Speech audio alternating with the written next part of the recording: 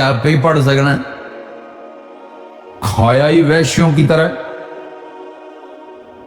جو افطاری پہ تباہی پھیرتے ہیں، سارے روزے کا مقصد ہی فوت ہو جاتا ہے۔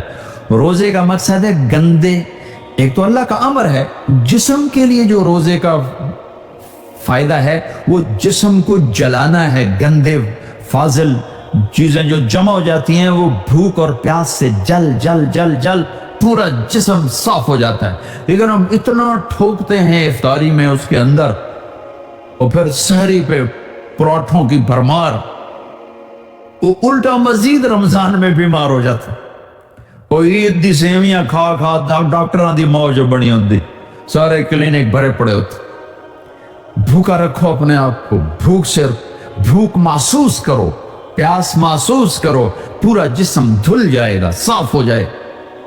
اگر کنٹرول کر کے کھاؤ تو تراوی چونکہ مشقت ہے تو چلو بھائی چیک سائن، کیا تراوی کے ہر سجدے پہ 1500 نیکی لکھی جائے گی، 40 سجدے 60,000 نیکی انلو۔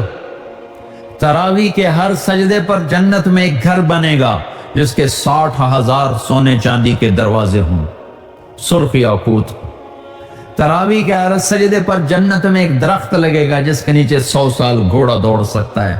اور آخری رات، روزے کی آخری رات، اللہ تعالیٰ اپنے فرشتوں سے فرمائے گا کیا بدلہ ہے اس مزدور کا جو کام پورا کر دے؟ فرشتے کہتے ہیں اللہ اس کی مزدوری دے دی جائے کہ پھر تم گواہ رہو رات کی تراوی اور دن کے روزے کے بدلے میں نے امت محمد کو معاف کرتا، ان کے سارے گناہ معاف کرتا۔ اور عید کی نماز پر فرشتے اترتے ہیں، گلیاں بھر جاتی ہیں، پکارتے ہیں چلو اپنے رب کی رحمت کی طرف۔ اور اللہ کہتا ہے آج جو دنیا کا مانگو گے تمہاری مسلط کو دیکھوں گا، جو آخرت کا مانگو گے سب کچھ تمہیں دوں گا، لیکن 4 آدمیوں کے بغیر، شراب پینے والا، ماں باپ کا نافرمان، رشتہ داروں سے توڑنے والا، لوگوں کے بارے میں کینہ اور بغض پالنے والا، اس کے علاوہ سب جاؤ جاؤ جاؤ۔ پھر ہم نے اعتکاف رکھا کہ اللہ سے دوست، نماز لا الہ الا اللہ محمد رسول اللہ، یہ کلمہ معرفت ہے، پہچان پیدا ہوتی ہے۔